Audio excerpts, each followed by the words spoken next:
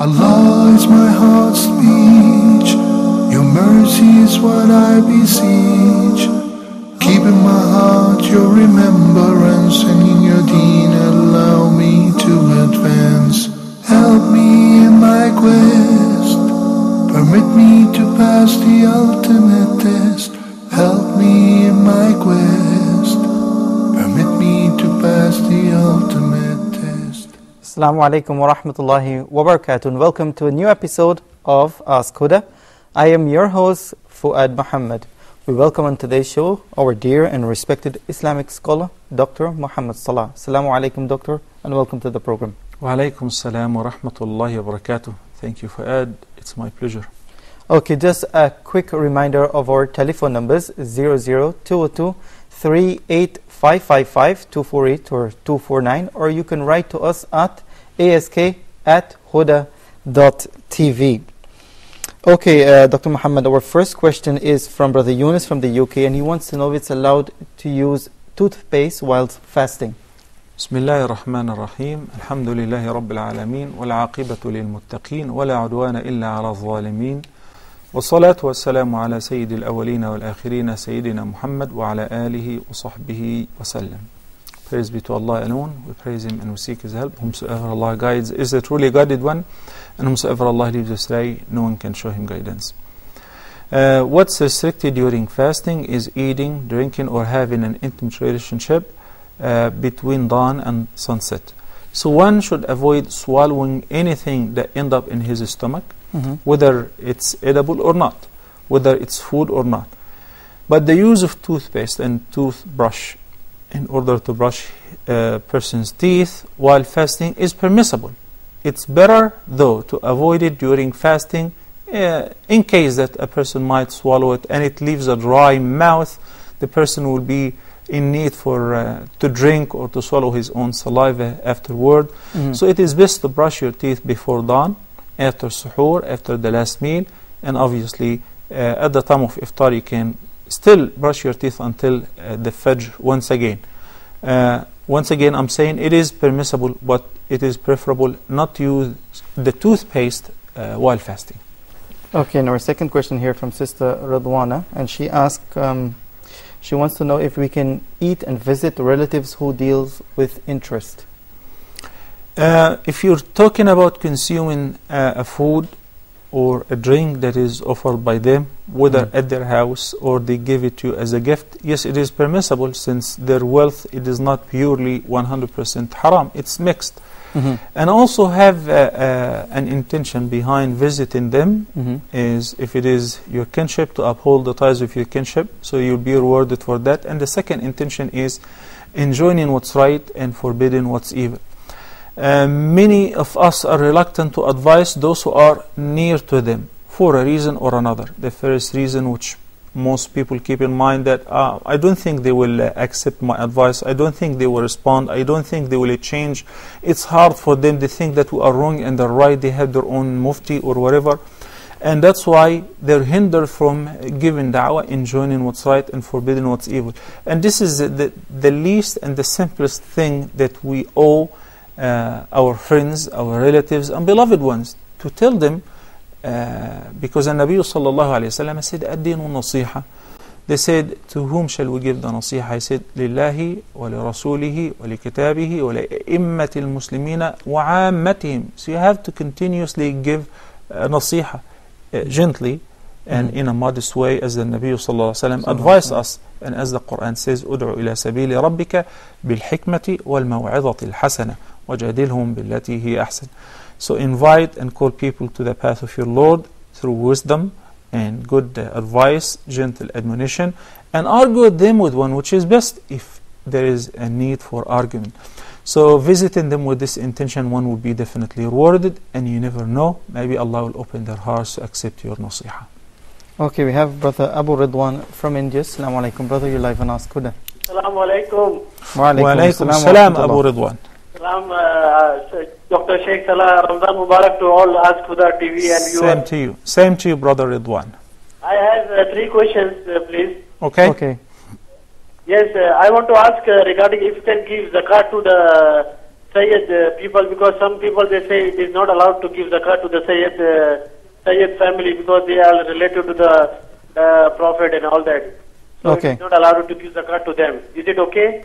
Okay. And my second question is, if the person dies in the Ramadan, what will be his alam al barzakh? You know, they are telling Okay. he will be in the more he will forgive the sins and all that. Okay. So is it true or what? And my third question is regarding the flag of Islam. What is the flag of Islam? Okay. Because many people they say it is like a green color and it's written some ayat on that. So what is the actual color of Islam? It was there in the time of the Prophet Nabi Sallallahu Alaihi Wasallam. Okay. Salam. Thank you very Sallallahu much, Alaihi Wasallam. and, Okay. Jazakallah khair, Brother Abu Ridwan there from India. We also have Brother Abu Sahil from the UAE. Assalamu alaikum. Brother, you're live on Ask Huda. Walaikum assalam. Go ahead, brother. Yeah, I have one question regarding zakat. Okay. Yeah, I just wanted to know if someone has kept some money with us for safekeeping, and this money has stayed with us for an year's time, do we need to pay zakat on that money? Okay. Yeah, Okay. and it also, there's another question as well. I mean, for example, if a person died and they left some money with one of the siblings Okay. to distribute to other siblings, Okay. but at the moment the other siblings are not, Okay. so Okay, got it, Brother Abu Sahil. I got it, inshallah. Jazakallah khair. We also have Brother Abdul Rahman from the KSA. Assalamu alaikum, brother. Brother Abdul Rahman? Ramadan Mubarak, Sheikh Sarat, and to both of you. Jazakallah khair, and same to you. Thank you, Abu Abdul Rahman. Same to you. I have a question. In Ramadan, there's invitations increased between Muslim families and brothers. And the Prophet ﷺ said if one of you is invited, let him respond to the invitation. And my question is, sometimes when there's hardship in responding to the invitation, if somebody lives a little bit far away and you have to kind of drive for a little bit long distance to go see him, half an hour on the highway to go see him. If one of us does not respond, are we actually committing a sin?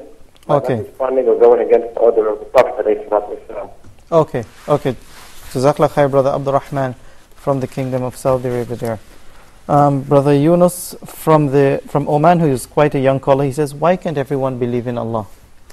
It's an interesting question, and the answer to this question is in the Quran itself. Allah subhanahu wa ta'ala says, أَفَلَمْ يَيْأَسِ الَّذِينَ آمَنُوا أَن لَوْ يَشَاءُ اللَّهُ لَهَدَى النَّاسَ جَمِيعًا. It is Allah's will. If He wills, He would have guided all mankind. But this life is about test. If Allah wills, wouldn't have groups, parties, and different sects within the same religion, within the same practice. But it is Allah's will to try people with others and so on. الذي خلق الموت والحياة ليبلوكم أيكم أحسن عملا. He created death and life in order to test us which one of us is best indeed. Not only that, even with regards to the believers, He could have guided all of them and made them on the heart of the most righteous person. Yet Allah subhanahu wa ta'ala informed the Prophet sallallahu alaihi wasallam that if people would not to commit sin, Allah subhanahu wa ta'ala were not to commit sins, Allah subhanahu wa ta'ala will replace them, will take them unto Him, and will bring people who commit sins, then ask Him for forgiveness, then He will grant them forgiveness.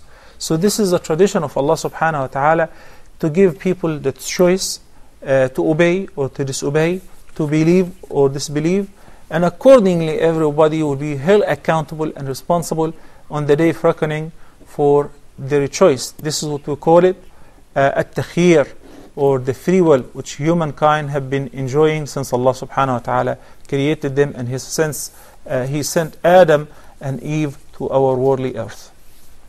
Okay, next on the line we have Brother Salim from the United Arab Emirates. Assalamu alaikum, brother, you're live on Ask Huda. Brother Salim, are you with us? Yes, I'm with you. Okay, go ahead, ask your questions, please. My question is, you see, my mom told me that it's allowed to swallow the saliva while they're fasting. Okay. And when I doubt that very much, and sometimes I'm even forced to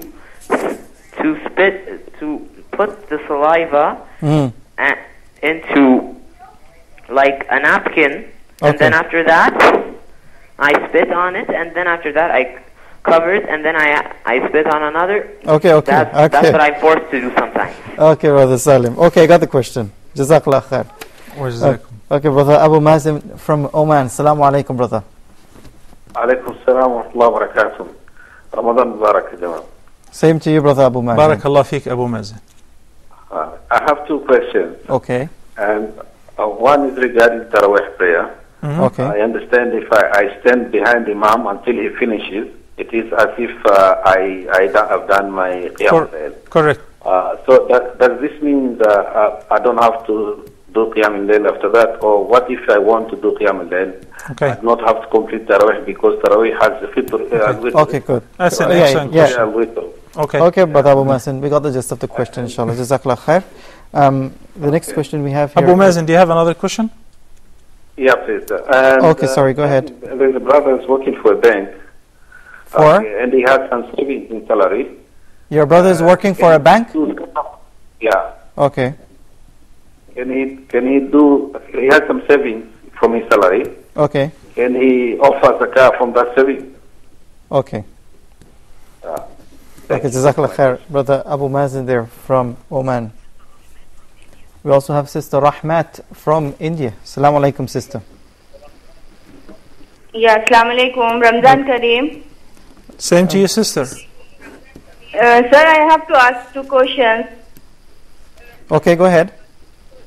For my mother is sugar patient. She can open her breakfast with a date. Okay. And one more question, sir. Sometime I am forget this niyat for roza.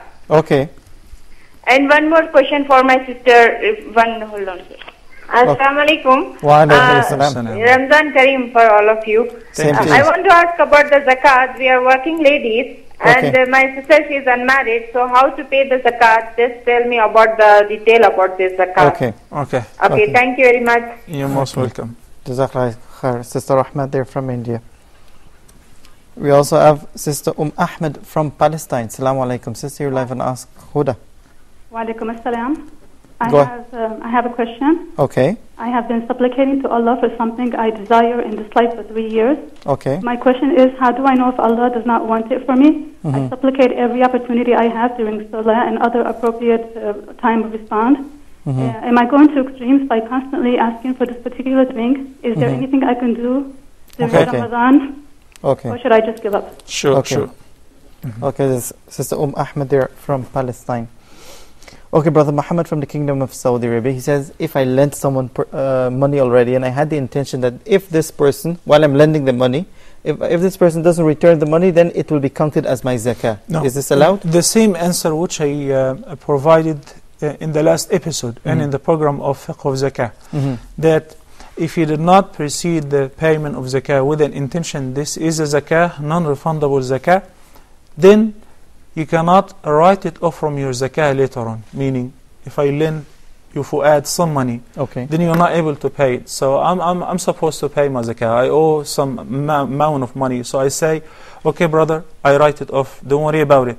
And meanwhile, within myself, I say, I'm deducting this amount which you, as a debtor, was not able to pay the creditor to me. Then I write it off from my zakah dues. That is not valid. Okay. Because I'm a beneficiary. Yes. Also, if I give you the money and I say, in case that if you're not able to pay, then I will write it off, and I preceded it on intention, it will not work. Why not? Because you cannot have dual intentions in the same act. You cannot intend fard and sunnah in the same prayer. It's either fard or sunnah. And a zakah is fard. Right?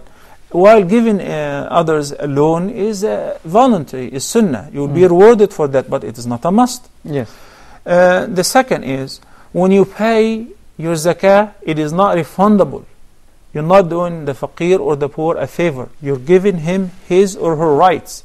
And that's why you should not expect thank you from them. Subhanallah. Thanks would be to Allah subhanahu wa ta'ala that He blessed you with the money and that He blessed the poor with the payment of the zakah. So there is no appreciation for the rich for paying the zakah. That's only appreciated by Allah subhanahu wa ta'ala because you're fulfilling what He commanded. So, but when you give some money and you expect it to come back, then it's not zakah. And that's why your intention has to be set from the beginning. This is a zakah. And that's why let's take it easy on ourselves and on the poor brothers and sisters. If you know somebody who's borrowing because he is in trouble, he's in debt, he's one of al-gharimin, overwhelmed with debt, and he is not expected to pay back, he is unable to pay back, then why don't you from the beginning give him the money as a zakah? Even if it is an advanced zakah that you're supposed to pay a year or two later. This way you give him a relief if you expect this person is not able to pay in the future. Wallahu a'lam. Okay, we have Brother Yunus from Oman. Assalamu alaikum, brother. Ramadan Kareem. Same to you, brother. Go ahead. My question is, what is the better what is to break fast? At home or in masjid? Okay. My second question is, what is the correct madhab in Islam? What is the correct madhab in Islam? Okay. Where are you from originally, brother? Okay. Where are you from originally, brother Yunus? Are you from Oman? What? Where are you from? I'm from Oman. Oman. Okay. Oman. Okay. Got it, brother Yunus. Brother Yunus, there from. I got it. Jazakallah khair. Okay, we have Brother Zubair from Nigeria, the first Nigerian on the show today. Assalamu alaikum, brother. Brother Zubair, are you with us? Wa alaikum assalam. Same to you, Brother Zubair. Go ahead. Brother Zubair, are you with us? I'm calling from Nigeria. Okay. Go ahead with your question, please. My question is that, please, can you elaborate?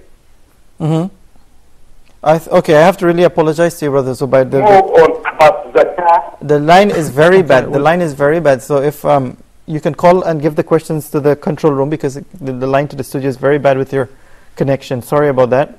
Brother Sadiq from Cyprus, he says, my wife is a new convert and she's finding it a bit difficult to fast. Although she's fasting, she's finding it difficult. She wants your advice. Okay, alhamdulillah wa shukla, Allah subhanahu wa ta'ala guided her to Islam. Allah subhanahu wa ta'ala does not impose on any person any takalif or commandment that is beyond their capacity. So if you can afford to fast without hurting yourself nor deteriorating your health, then you must fast. Yes. Okay? And a person who is new to Islam can start practicing if he can afford it immediately. Otherwise, he owes those days which he did not fast while he's in a state or condition of Islam. But if somebody tries to fast and he finds himself cannot afford it, cannot take it anymore, he's not used to it, and he is dehydrated, or he will get sick, or he will fall unconscious, in this condition, you're allowed, whether you're a new Muslim or born in Islam, to break your fast, to eat and to drink. And this day, once you feel better, you have to make it up. Or if the person is chronically ill and is not expected to recover, such as patients with severe hypertension or hypotension or dehydration, or diabetic patients who have to drink constantly water or take certain medication, in this, or with renal failure, may Allah protect all of us. So in this condition, we say you don't have to fast. Rather, you're allowed to break your fast, and instead of fasting, you feed one poor person per each day.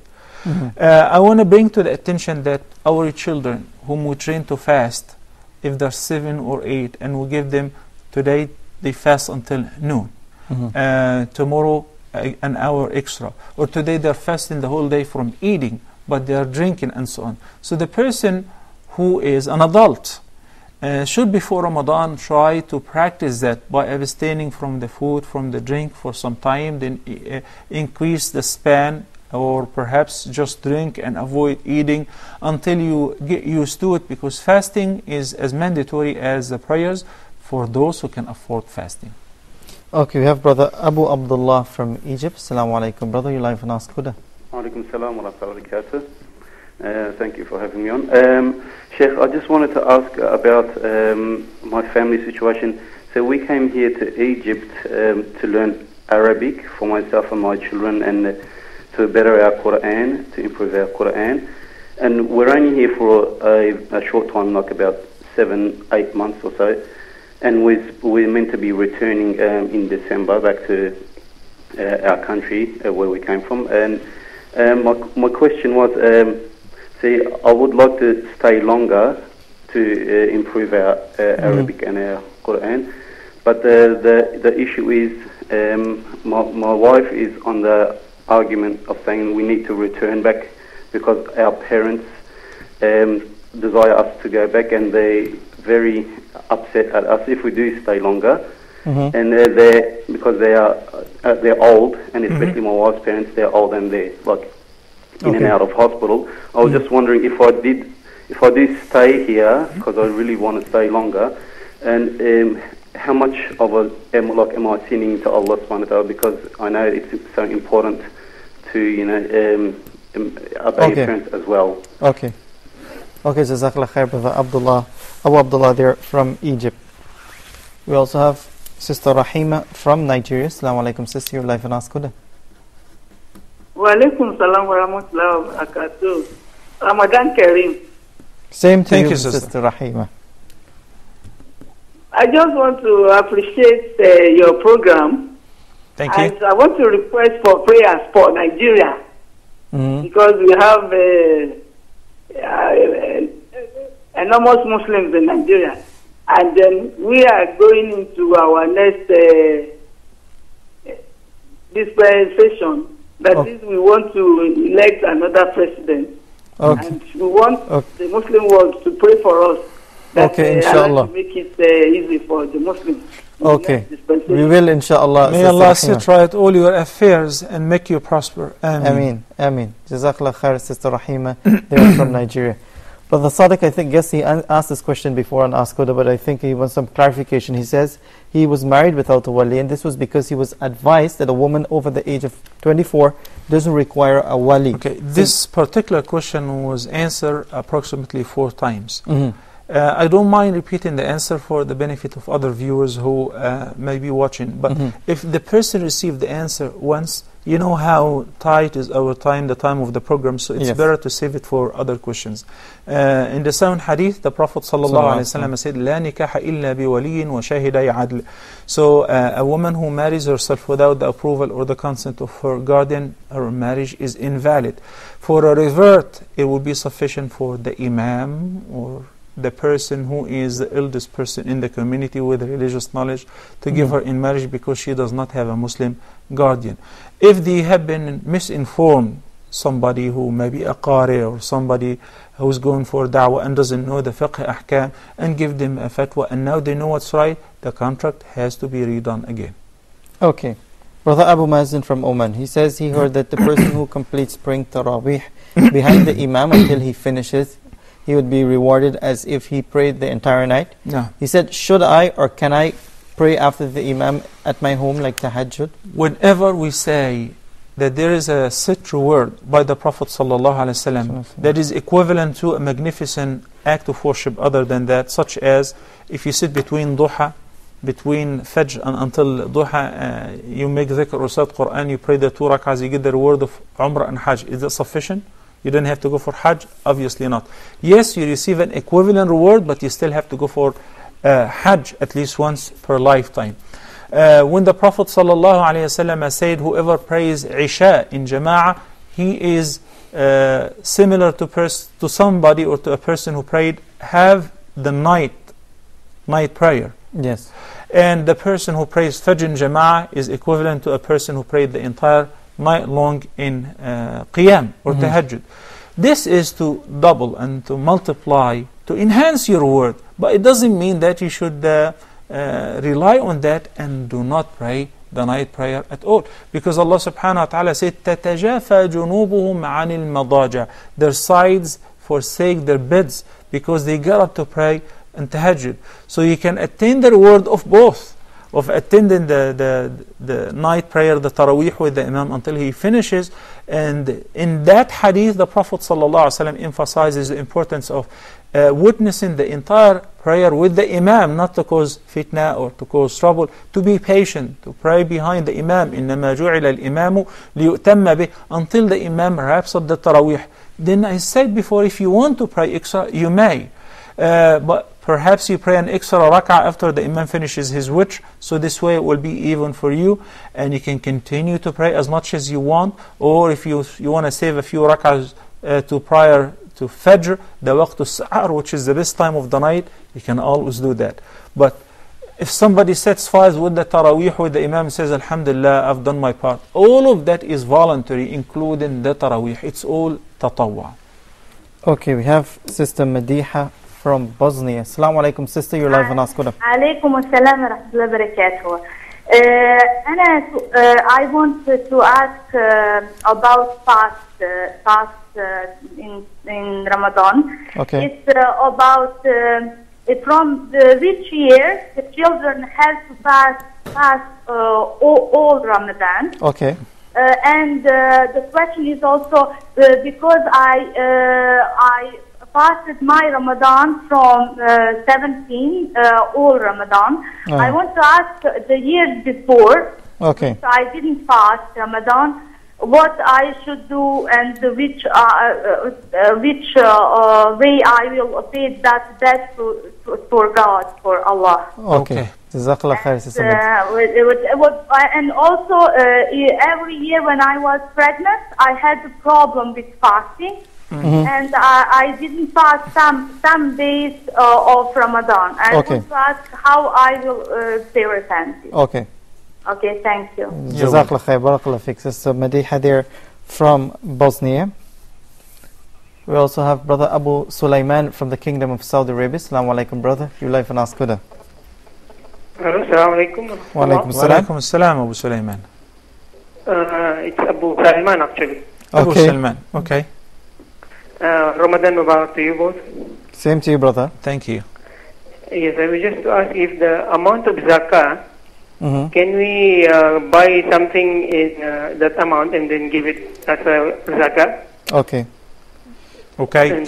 Can you be specific? Instead of giving that cash, buying some items. Is there a reason you want to do that? Not really. Okay. Since there is no reason, Allah knows best that He specified if there is zakah on wealth in cash, it's got to be given in cash, and you give it to the poor, those who are eligible or entitled for it. Let them dispense it or spend it the way they need it most. Okay, Sister Rahmat from India, she asked for her mother who is a patient. What should she do in the month of Ramadan if she can't fast? Okay, Allah subhanahu wa ta'ala says, وَعَلَى الَّذِينَ يُطِيقُنَهُ فِدْيَةٌ طَعَامُ مِسْكِينٌ. يُطِيقُنَهُ, and those who can fast, but they can fast with difficulty. It may hurt them because of their senility or old age or chronic ailment. In this case, Allah subhanahu wa ta'ala exempted them from fasting, and He allowed them instead to offer a fidya or a ransom, which is feeding one single miskin, 1 meal per day, for each day that you do not fast. And the hikmah behind that is, one of the main aims or goals of fasting is to feel the need and the suffering of those who are in need. So a person who cannot fast is required to assist somebody who is in need as if he felt his need and he is rushing to help him or assist him. Okay, and she asked the second question, for the person who forget to make the intention of fasting, what should that person do? The intention, brothers and sisters, is a very simple thing. Many people panic and they think every morning I have to get up to make an intention and say, I intended to fast today, Lillah, Fardan, Ramadan, the 3rd or the 4th, etc. This is all not true. You know, from the very beginning of Ramadan, you intended to fast during Ramadan. From the very first day, one intention is sufficient for the whole month. Okay. That's your intention. In addition to every single day by getting up for suhoor, to eat the suhoor meal, that's an intention. If you get up, a Fajr is at 4 and you get up at 3:30, why? Are you watching a late show? No, I'm trying to eat the suhoor because I am going to fast. The niyyah is not to be pronounced, and niyyatu resides in the heart. One's intention is in the heart, so you do not utter it. You do not say, I intend to do any act of worship. As long as you have it in your heart, is sufficient. If somebody got up and grabbed a glass of water and drank just some water with the intention, this is my suhoor, that is sufficient. Okay, Jazakallah khair, Doctor, for clarifying that. We'll take a short break here on Ask Huda, and we'll be back right after this. Assalamu alaikum wa rahmatullahi wa barakatuh.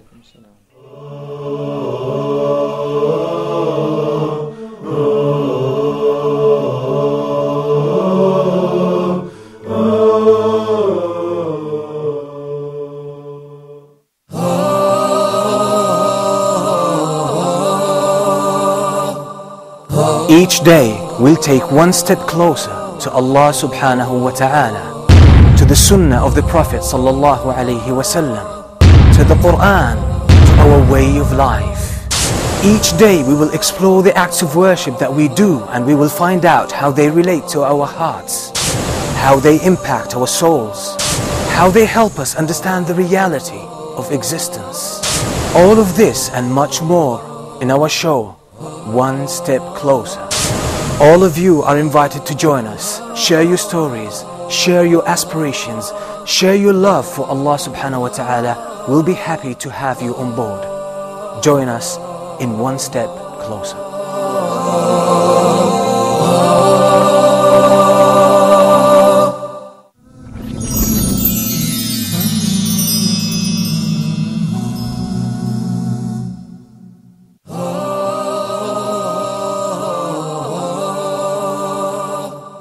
The story of Adam alayhi salam.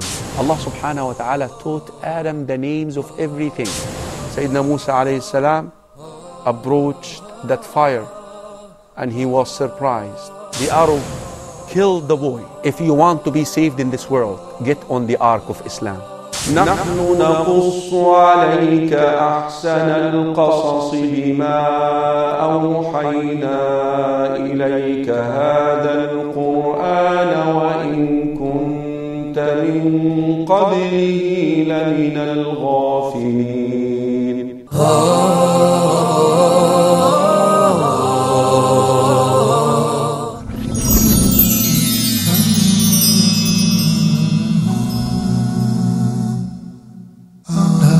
Our schools, what is missing? Join Dr. Mamdoor Muhammad in Our Schools, What is Missing?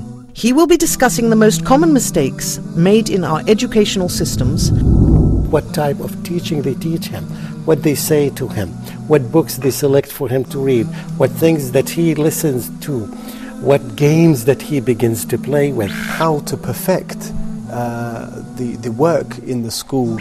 Our goal is to improve our school. And we'll see practical solutions from the Book of Allah and the Sunnah of His Messenger. Most of the criteria for success for us had been designed for us by our Creator.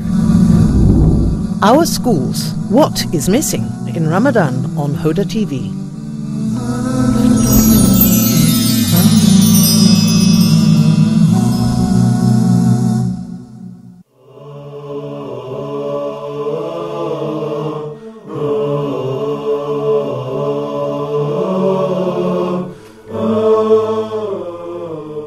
Assalamu alaikum wa rahmatullahi wa barakatuh. Welcome back. You're watching Ask Huda. Quick reminder of our telephone numbers 00-202-38555-248 or 249, or you can write to us at ask, that's ask, at huda.tv. And we start off this segment with Brother Bukhani from Egypt. Assalamu alaikum, brother. You're live on Ask Huda. Assalamu alaikum. Wa alaikum assalam. Assalamu wa rahmatullahi wa barakatuh. Go ahead, brother. Yeah, actually, Ramadan Kareem. Same to you, brother. Okay, I'm asking how does a pastor Muslim supposed to read Quran during the month of Ramadan? How? Can you repeat the question? How does a pastor Muslim supposed to read Quran during the month of Ramadan? What do you mean by that, brother?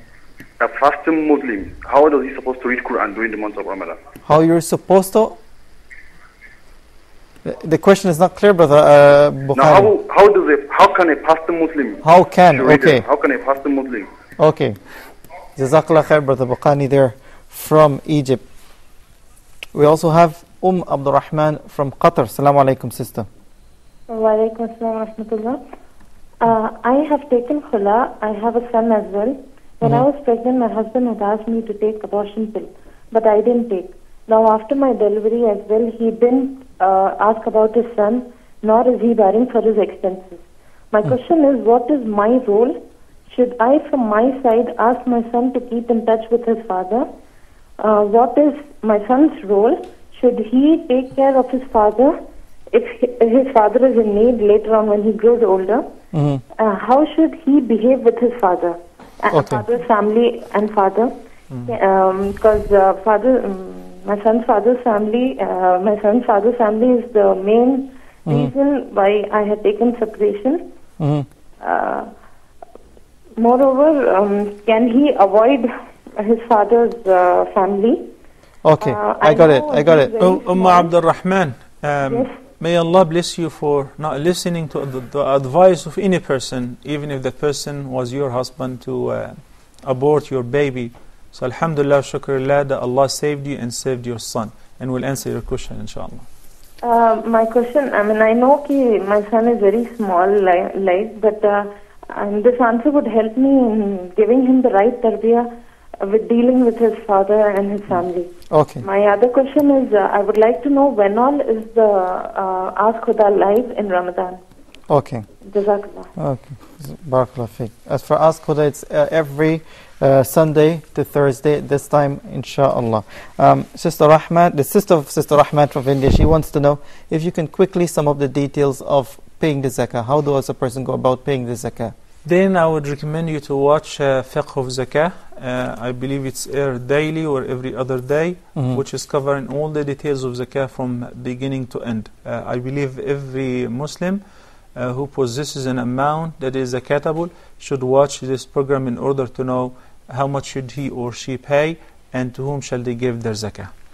Okay, Ahmed from Palestine, she says she's been supplicating a dua for over 3 years. She wants to know, how does she know that Allah doesn't want this specific thing for her? Should she stop making the dua and give up on this situation? And how do you know that Allah subhanahu wa ta'ala wants you to keep praying and supplicating? He wants you to continue invoking Him. He likes that from you, and He knows best why is He postponing the answer of the dua. Everyone must understand that whenever we make dua, we get one of three things: either an instant ijabah or response from Allah subhanahu wa ta'ala, if He knows this is best for the person who is invoking Him for it, or the dua will be postponed, its answer would not be delivered immediately, rather it will be saved to benefit the person on the reckoning day as a credit towards his good deeds, because the dua is the greatest act of worship. And the third is that Allah subhanahu wa ta'ala does not necessarily have to deliver the same thing that you've been asking for over and over and over. Maybe He will protect you from something that is about to befall you or harm you of the same or equivalent to it, but in the opposite direction. So the dua is always useful and beneficial. And the Nabi sallallahu alayhi wa sallam said in one hadith, يُسْتَجَابُ لِأَحَدِكُمْ مَا لَمْ يُعَجِّلْ. Allah will answer the dua of any of you as long as you do not rush. They said, how is that? He said, a person will make dua and then he will quit. He say, I've been asking Allah and no answer, so he will quit.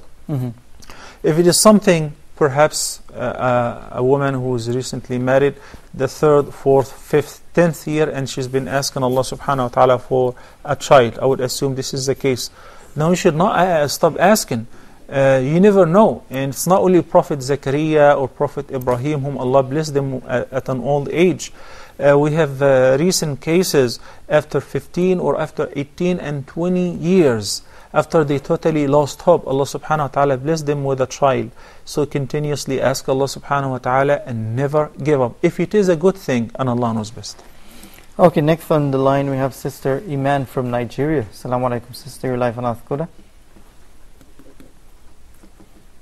Sister Iman, are you with us? Okay, let's go to Sister Ruqayya from the Kingdom of Saudi Arabia. Assalamu alaikum, sister. Okay, I think we have a serious problem there with the telephone lines. Brother Abu Mazen says his brother works in a bank and he wants to know if he can pay zakah on the salary or the savings he have from the bank. Abu Mazen, ask your brother, why are you asking this question? Again, ask him, and every person who asks you, do I have to pay zakah? I have like a $500,000 or several 100,000, but I work in a bank. Do I have to pay zakah? He's asking this question because he knows that there is no zakah due on a haram earned money. If somebody robbed a bank or broke into somebody's house and he stole $200,000, that's definitely zakatable, the amount, because it exceeded the nisab. Okay? But does he have to pay zakah on that? No, because it's haram money. This is not your money. So when you ask such a question, you should go back one step and you ask yourself, if you know that what you're doing is haram, why do you still do it? If you know that the money which you earn and you possess is haram, and that's why you're debating yourself whether shall you pay zakah on it or not.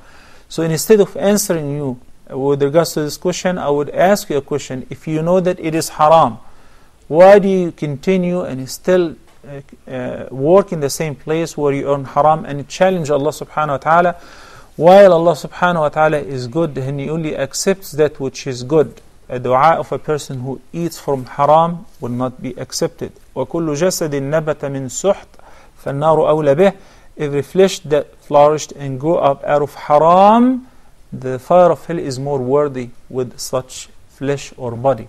So fear Allah, ittaqillah, and keep your duty to Him, and make sure that you do not feed your family but from halal. As far as in general, any haram money that is earned from a haram means, it is not zakatable. If somebody's earning is mixed halal and haram and you cannot take the haram out, for instance, with regards to the first example, if somebody collected the interest on some money that is deposited in a riba bank, this interest is not zakatable because it's not your money. And we talked before repeatedly about how to get rid of this money as a mean of repentance and asking Allah for forgiveness. Okay, Brother Muhammad from Egypt. Assalamu alaikum. Welcome to Ask Huda. Go ahead. Assalamu alaikum. Wa alaikum salam. I want to ask Dr. Muhammad Salah about the competition of Mizmar al-Zahab in Fajr channel. The second question is about the persons who play in football for money. What is the Sharia ruling regarding that? Okay, what about the competition on the Fajr channel? What do you want to know about it? The Mizmar al-Zahabi, about it is permissible or not permissible. Okay. Jazakallah khair, Brother Muhammad there from Egypt. Brother Yunus from Oman, he wants to know what is the best place to break the fast, at home or at the mosque? Okay, if you can break your fast with your family members on a date, then rush to the masjid. I'm sorry for saying rush because you're supposed to walk with tranquility, but if the masjid is nearby so that you will attend the prayer from its beginning with takbirat al-ihram, then that is better. But if you think that you might miss the takbirat al-ihram or the first rak'ah, then hang around in the masjid before Maghrib, make dua, because this is a very special time for dua. Brothers and sisters, لِلصَّائِمِ عِنْدَ فِطْرِهِ دَعْوَةٌ لَا تُرَدْ. This is one of the best times for a fasting person to make dua prior to breaking the fast and at the time of breaking your fast. You stay in the masjid, you make your adhkar and you make your dua, then once you break your fast, attend the prayer and go home. What if there is a feast in the masjid and we're all invited? Then obviously breaking the fast in the masjid will be the choice. So it depends on your condition. Sometimes if the masjid is far away, I have to be in the masjid. If the masjid is nearby and I can still eat and meanwhile attend the prayer from the beginning, then breaking the fast with the family is superior. Wallahu a'lam. Okay, and his second question, what is the correct madhab in Islam? Correct madhab. I guess you will have to watch a whole program called Evolution of Fiqh by Dr. Hatim al-Hajj, or there is a beautiful book that's authored by Dr. Bilal Phillips. I examined that book before. It's called Evolution of Fiqh as well, in order to understand the question is an invalid question. There is no question called what is the valid madhab or the correct madhab, because it varies from a mas'ala to another. All the schools of fiqh, if you're talking about Al-Imam Abu Hanifa, Al-Shafi'i, wa Malik, wa Ahmad ibn Hanbal, all of them are right and are the imams of Ahlus Sunnah wal Jama'ah. They differ in certain masail of the furu'.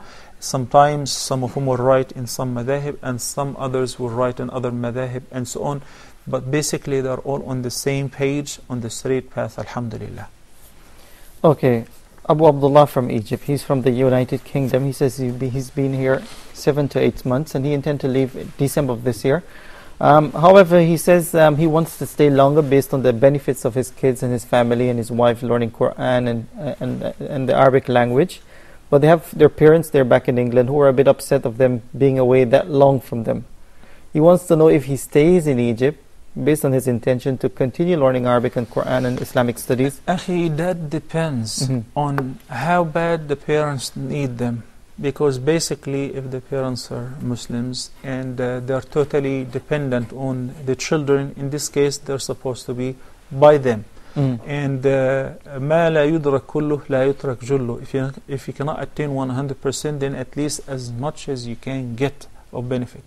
So for staying for 8 months or more or less in a Muslim country in order to learn, this is a praiseworthy act. Because it's not only that you learn the Arabic, you get exposed to a different society, you get exposed to people who are born in Islam. You see the virtues of living in a Muslim country. Your ears would get to hear the adhan frequently 5 times a day. And only those who live in non-Muslim countries understand how bad it is to be in a place where you cannot hear the adhan except on your watch or your timer or on your computer or desktop. It's so beautiful that if you're going anywhere from point A to point B, even traveling between different states in a Muslim country, and whenever it's a prayer time, you hear the adhan and you can get off and you can enter in a masjid and pray. That's not available in non-Muslim countries. So the hijrah or migration in order to seek knowledge is praiseworthy. But it depends. Everybody's conditions vary from an individual to another. We had Musa Maguire, who was the very first host of Ask Huda. He's an American revert. But when he discussed with me that his mother, who is a big-time Christian missionary, and she's active in that, and he said that I feel sorry that I'm doing this work to invite people to Islam, and my own mother is left behind. So I supported him in his decision that he should go back. Not only Musa Maguire, others as well. So everybody's condition vary from an individual to another. So you need counseling. You need somebody who has an experience to speak to you and to your wife in order to assist you to make the best decision, inshaAllah Azza Jal. Okay, Brother Salim from the UAE, he says his mom told him that if he swallows his saliva, his fast is nullified. That is not true. And unfortunately, really, sometimes we make things very complicated and hard on ourselves and our children. He sounded a young man. Imagine when a teenager like that is told that if you swallow your own saliva, that breaks your fast. That will make a person paranoid. That will make the person living in a misery, because saliva is a part of you. This is something that the buds are excreting constantly. You know, if you don't have saliva and you have a dry mouth, this is very, very problematic. Sometimes we have a problem while fasting, talking constantly because of dry mouth. So if you force your son, because you say if you swallow your saliva, that your fast will be invalid. If you force him to spit, to keep spitting, this is miserable, and Allah did not say that. This is something that's excreted internally, so swallowing that does not void the fast. Only if somebody's mucus came out from inside to the mouth, it must be spit out. You cannot swallow it back. Wallahu a'lam. Okay, Brother Abdul Rahman from the Kingdom of Saudi Arabia. He says, imagine we would have to have tons of tissues and napkins while we're talking right now. I think we could have picked it up from the question from Brother Salim when he was explaining the question. He was saying napkins and napkins and napkins. Brother Abdul Rahman from the Kingdom of Saudi Arabia. He says he read a hadith that we should answer the invitation of a Muslim brother or sister. If you can, and as much as you can, because Allah subhanahu wa ta'ala says, لا يكلف الله نفسا إلا وسعها. If I'm invited to attend a function in Japan, and I'm having some conditions that I cannot attend, I'm exempt. And if I'm invited somewhere and I think it's accessible and I can afford to do it and it would not burden me nor my family, then you must accept the invitation and answer it. So it is within your capacity. Okay, Jazakallah khair, Dr. Muhammad, for your time today, and we also want to say Jazakallah khair to all the viewers who've been calling in, and we are very sorry to cut the telephone call that early because of the amount of questions, and we'd like to get it finished on the program. So if you have any other questions, you can always write to us at ask, that's ask@huda.tv, and don't forget to write to support@huda.tv for anything of supporting this program or any other program on Huda TV. Our website, www.huda.tv. Until next time, I leave you with Assalamu alaikum wa rahmatullahi wa barakatuh. If my love is attached to thee, then from sins I will be free. Each time my heart will beat, your name will resound with heat. Allah is my heart's speech, your mercy is what I beseech. Keep in my heart your remembrance, and in your deen allow me to advance. Help me in my quest, permit me to pass the ultimate test. Help me in my quest, permit me to pass the ultimate test. Help me in my quest, permit me to pass the ultimate test. Help me in my quest.